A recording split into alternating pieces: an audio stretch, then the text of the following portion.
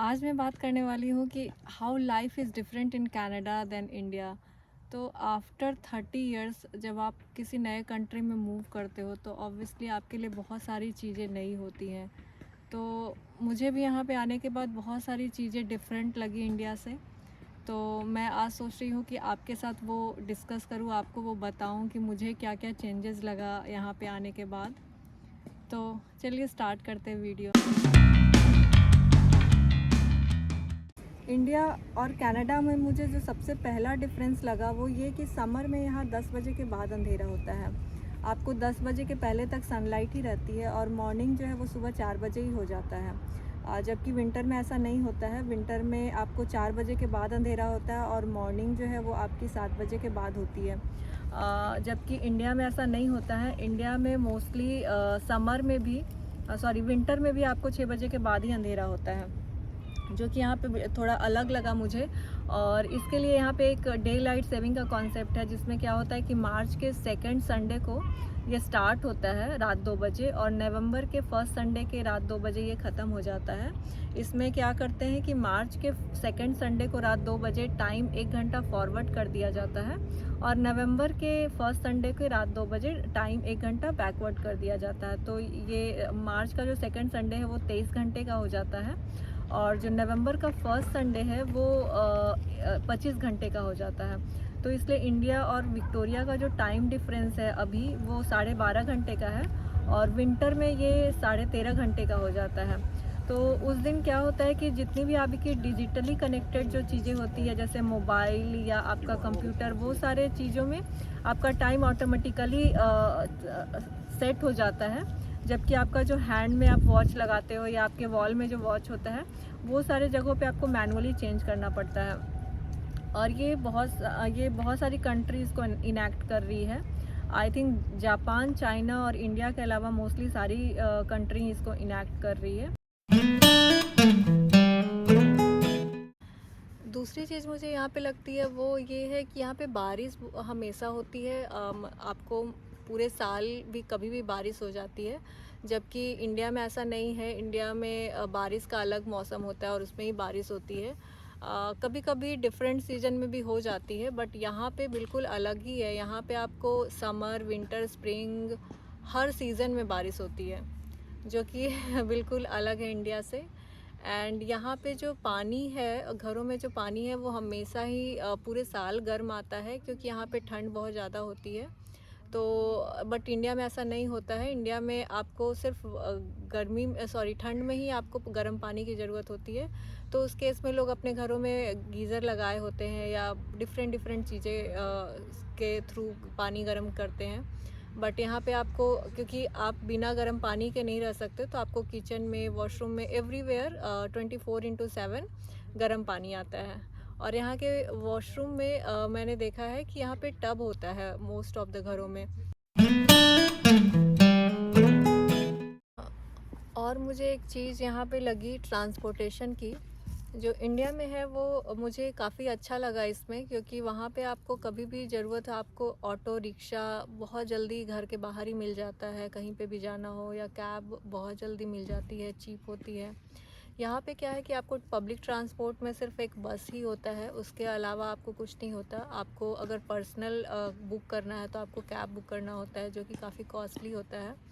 और तो इसलिए यहाँ पे जो आपको कार है वो रखना बहुत मैंडेटरी हो जाता है, क्योंकि आपका टाइम बहुत ज़्यादा वेस्ट होता है बसों से ट्रैवल करना।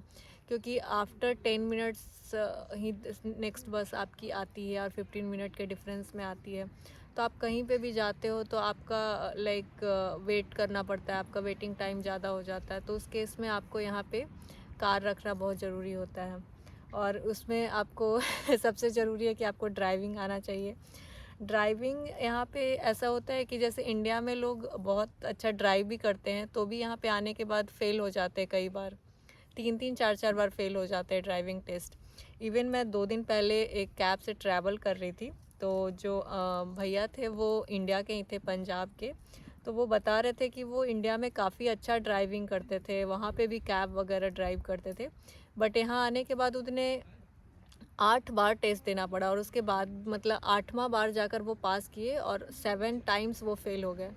तो यहाँ पे ड्राइविंग टेस्ट पास करना भी बहुत डिफ़िकल्ट है। तो कार तो आप ले लोगे, लेकिन ड्राइविंग टेस्ट पास करना सबसे ज़्यादा मुश्किल है यहाँ पे।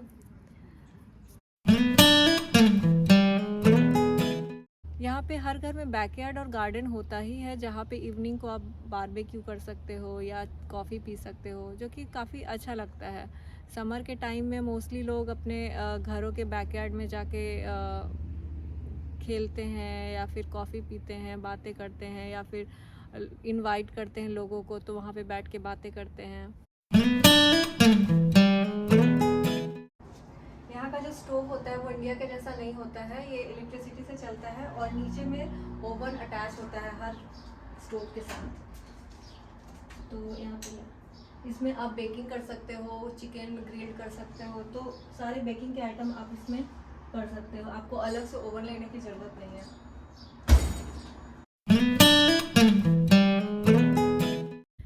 मुझे एक और अलग चीज़ लगी यहाँ पे कि यहाँ पे घरों में सीलिंग फ़ैन नहीं होते हैं। जिन्हें बहुत ज़्यादा गर्मी लगती है वो टेबल फ़ैन ले आते हैं और वो वही यूज़ करते हैं। इवन हम लोग को तो ज़रूरत भी नहीं पड़ती, क्योंकि हम लोग रात में भी ब्लैंकेट यूज़ करते हैं, पतली वाली, समर में भी, क्योंकि इतनी ज़्यादा टेम्परेचर नहीं होती है और हमें तो बहुत ज़्यादा टेम्परेचर झेलने की आदत होती है इंडिया में। तो हमें इतना ज़्यादा फ़र्क पड़ता नहीं है। हमें इवन गर्मी बहुत अच्छी लगती है यहाँ की, क्योंकि गर्मी में भी आप बाहर निकलोगे धूप रहेगी बट इतना गर्म नहीं लगता है, हवा ठंडी चलती रहती है हमेशा।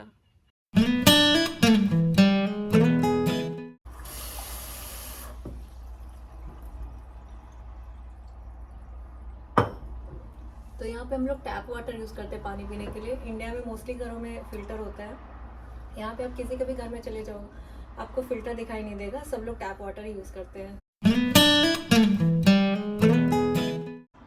आपको यहाँ पे हीटर दिखता होगा, ये पूरे घर में लगा होता है और इसका टेम्परेचर मेंटेन होता है। मैं आपको दिखाऊंगी कहाँ से मेंटेन करते हैं टेम्परेचर।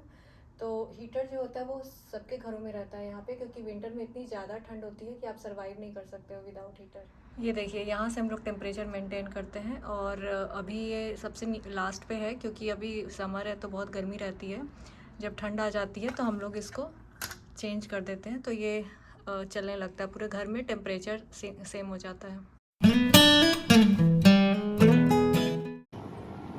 और यहाँ पे एक चीज़ मैंने देखी कि यहाँ पे लोग जो है वो अपने घरों के लिविंग रूम और बेडरूम में कारपेट लगाते हैं वार्म रखने के लिए, क्योंकि ठंड बहुत ज़्यादा होती है, और किचन और बाथरूम जो होता है वो वुडन प्रेफर करते हैं।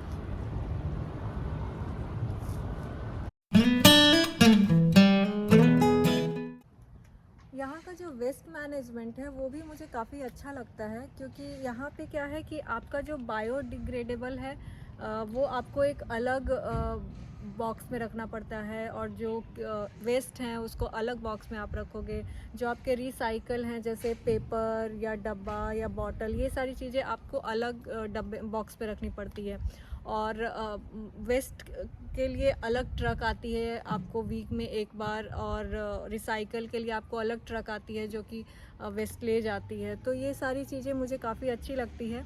इंडिया में भी मोदी सरकार ने काफ़ी कुछ किया है क्लीनिंग के ऊपर, बट सिर्फ उनके करने से नहीं होगा, हम लोग सारे लोगों को उतना ही रिस्पॉन्सिबल होना पड़ेगा।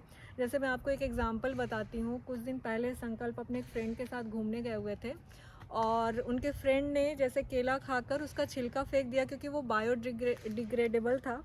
तो उन्हें लगा कि शायद इसको ज़रूरी नहीं है कि आप डस्टबिन में ही फेंको, बट थोड़ी देर के बाद एक लेडी पीछे से आई और वो बोली कि I understand this is biodegradable, but please pick it up and throw it in a dustbin, because we should like हमारे जो गवर्नमेंट है वो हमें देखने नहीं आएगी यहाँ पे कि आप क्या कर रहे हो, कहाँ पे फेंक रहे हो। तो हर एक इंसान को रिस्पॉन्सिबल होना पड़ेगा। अगर कोई ऐसा कर रहा है तो दूसरे इंसान को टोकना पड़ेगा, या दूसरा कर रहा है तो आप जाके इनिशिएटिव लो। तो ये सारी चीज़ें हमें खुद करनी पड़ेगी, सिर्फ गवर्नमेंट के करने से नहीं होगी। हमारी गवर्नमेंट बहुत अच्छी है, इंडिया में काफ़ी कुछ उन्होंने ग्रो के लिए किया है, इंडिया के ग्रोथ के लिए किया है, बट जब हर चीज़ के लिए सिर्फ आप गवर्नमेंट को ही रिस्पॉन्सिबल नहीं बना सकते हो कि ये नहीं किया वो नहीं किया, आपको खुद भी करना पड़ता है, तभी आपकी कंट्री ग्रो करेगी। हर एक इंसान अगर रिस्पॉन्सिबल हो गया तो कंट्री को ग्रो करने में टाइम नहीं लगता है।